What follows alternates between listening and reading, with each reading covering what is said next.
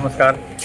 आयज एक मगर हांगा हें केल्लें आसा, धरलेलें आसा. तेजे पयलीं एक हें केल्लें आसा आनीक म्हाका दिसता 2 ल्हान आनी एक मोठें अशें म्हणून आनीक 3 टोटल आसा अशें दिसता.